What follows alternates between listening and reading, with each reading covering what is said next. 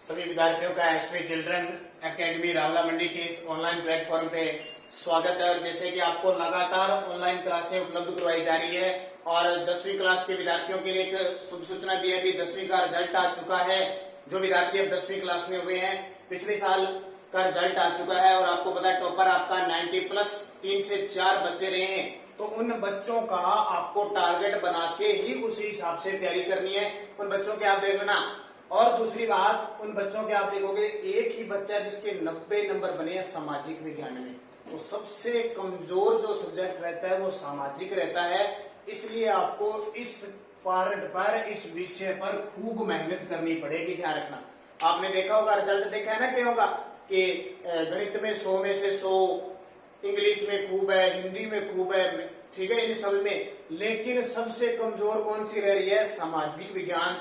तो जितने भी विद्यार्थी है वो अब जैसे अब तक आपका विद्यालय नहीं लग रहा है, तो आप बढ़िया तरीके से जो मैं आपको बातें बता रहा हूँ, जो आपको करवा रहा हूँ, और इसको आपको पढ़ना है ताकि इसमें नंबर बनाओ। क्योंकि अगर इसमें आपके नंबर बन जाते हैं किसी भी विद्यार्थी के, तो उसके 95 प्लस 10 में परसेंटेज बनेंगे। ये पक्की बात है।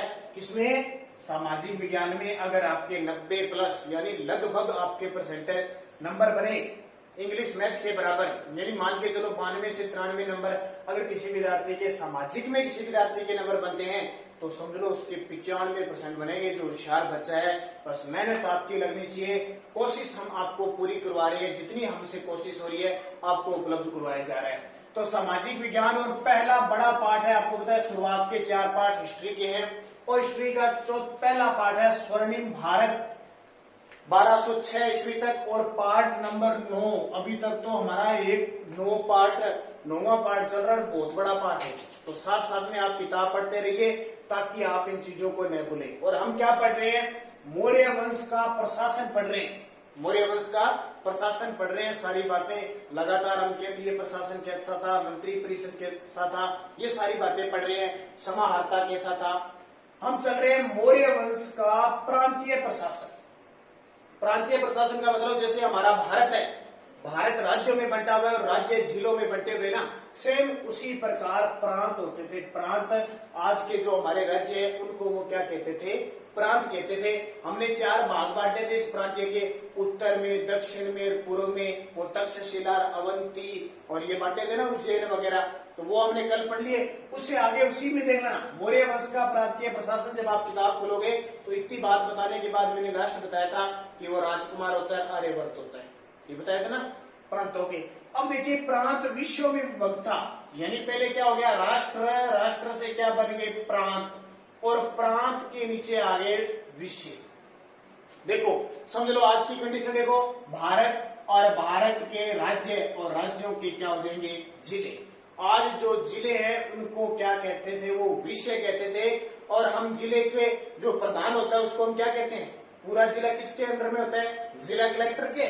उसी प्रकार विषय, प्रांतों में विषय होते, और विषयों का प्रधान कौन होता था? विषयपति। यानी जो ये विषय चलते थे, ये विषयपति के अधीन काम करते थे। याद रखना, क्वेश्चन क्या आएगा पेपर में? 4 नंबर का आएगा, मौर्य वंश का प्रांतीय प्रशासन बताइए। तो आपको ये सारी चीजें मौर्य वंश के प्रांतीय प्रशासन के बारे में लिखना है। कहां से? कि मौर्य का जो प्रांत है वो इतने भागों में, 5 भागों में बंटा हुआ था। उत्तर में अवंती, तक्षशिला, कहा ये क्षेत्र।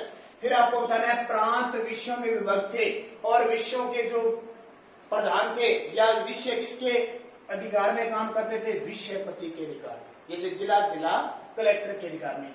जिले का प्रशासनिक अधिकारी, अब देखो उसमें भी अलग बांटे हुए थे। जिले का प्रशासनिक अधिकारी स्थानिक होता था। जिले का जो प्रशासनिक अधिकारी है, आपको पता है हमारा प्रशासनिक अधिकारी भी सीओ अधिकारी वगैरह, जिला परिषद वगैरह बहुत कुछ आजकल वैसे होता था। तो जो अधिकारी होता था उसे स्थानिक कहा जाता था, जो समाहर्ता के अधीन काम करता था। अभी हमने पढ़ा था ना, समाहर्ता आय व्यय लेखा जोखा का काम करता था, उसके अधीन काम कौन करता था? ये स्थानिक काम करता था। ये ध्यान, क्योंकि ये जो आपको पढ़ना है प्रशासन है, मौर्य प्रशासन, थोड़ा सा मुश्किल है, लेकिन 2-4 बार पढ़ोगे तो आपको समझ में आ जाएगा। प्रशासन की सबसे छोटी इकाई, प्रशासन की सबसे छोटी इकाई का मुखिया गोप था। प्रशासन की जो इनकी सबसे छोटी इकाई थी उसका मुखिया कौन था? गोप था, जो 10 गांव का शासन संभालता था। ध्यान रखना, 10 गांव की सबसे छोटी इकाई इनकी प्रशासन। ठीक है, कोई भी छोटी हो सकती है, लेकिन इसका मुखिया कौन बता दिया इसको? उसको कहते थे गोप। मान लो आज 4-5 गांव मिलकर ग्राम पंचायत बनती है ना, और ग्राम पंचायत का अध्यक्ष कौन होता है? तो ग्राम पंचायत का अध्यक्ष होता है सरपंच, होता है कि नहीं होता है? सरपंच कह लो, या ये पूरी पंचायत का एक सेक्रेटरी होता है, सेक्रेटरी होता है ना।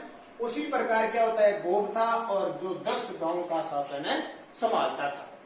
समाहर्ता के अधीन, ये समाहर्ता फुल पावरफुल था, इसके अधीन प्रदेष्टि नामक अधिकारी भी होता था। इसके अधीन एक प्रदेष्टि नामक अधिकारी भी काम करता था। जैसे मान लो तहसीलदार है, तहसीलदार के नीचे ग्राम सेवक और पटवारी काम करते हैं ना, सेम प्रदेष्टि नाम का अधिकारी होता था। जो स्थानिक, ये स्थानिक, गोप ये 10 गांव वाला, और जो ग्राम के अधिकारियों के कार्यों की क्या करता था? जांच करता था। जैसे आज आपने अपने इनका जांच कौन करता है? जो तहसीलदार होता है, जो बीडीओ होता है ना, बीडीओ वो करते हैं। तो इस प्रकार का कोई एक अधिकारी था जो स्थानिक गोप ग्राम अधिकारियों के की जांच करता था। ये मैं आज की बात के साथ में क्यों बता रहा हूँ? ताकि आपको समझ में आ जाए भी ये कहानियां होती कैसी है, क्योंकि पहले वाले तो हमें समझ में नहीं आती। आजकल हम जानते हैं जिला कलेक्टर होता है, एसडीएम होता है, तहसीलदार होता है, पटवारी होता है, सचिव होता है, सरपंच होता है, जानते हैं ना सारी। तो वो उसी हिसाब से पहले भी थे, लेकिन आजकल नाम बदल दिए। अब देखो मौर्यों की नगर शासन व्यवस्था कैसी थी? नगरीय शासन व्यवस्था कैसे थी? मेगास्थनीज के अनुसार। अब कुछ विद्यार्थी बाद में देखने लगे, आपको बता दो ये मेगास्थनीज कौन था। हमने स्टार्ट किया ना मौर्य वंश, तो चंद्रगुप्त मौर्य के दरबार में आया था, और सेल्यूकस निकेटर ने इस मेगास्थनीज को भेजा था राजदूत बनाकर। और इस मेगास्थनीज ने पुस्तक कौन सी लिखी थी? इंडिका। कौन सी? इंडिका।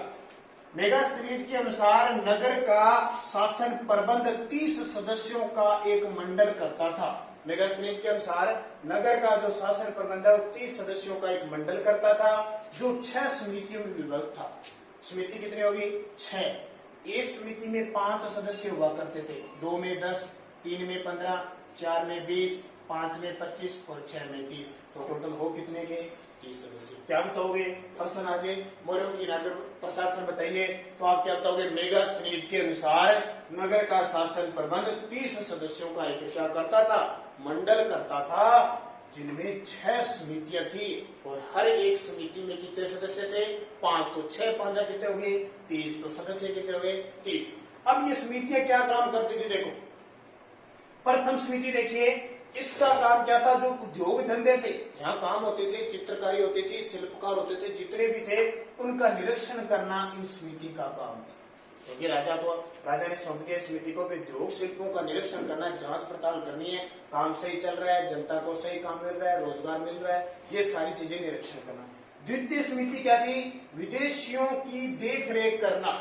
अब विदेशी लोग तो आते हैं ना, विदेशी लोग तो बाहर से आएंगे घूमने फिरने के लिए, कुछ पर्यटन स्थल देखने के लिए, या किसी भी प्रकार से, तो विदेशियों की देख रेख करने के लिए स्पेशल द्वितीय समिति थी। आज हमारा विदेश सचिव है, जो विदेशी विभाग है ना, आज भी हम ऐसे करते हैं। आप कहीं जाओ, देखना कहीं घूमने जाओगे ना, तो आपको अंग्रेज, फ्रांस के, जर्मनी के, अमेरिका के बहुत सारे लोग मिल जाएंगे।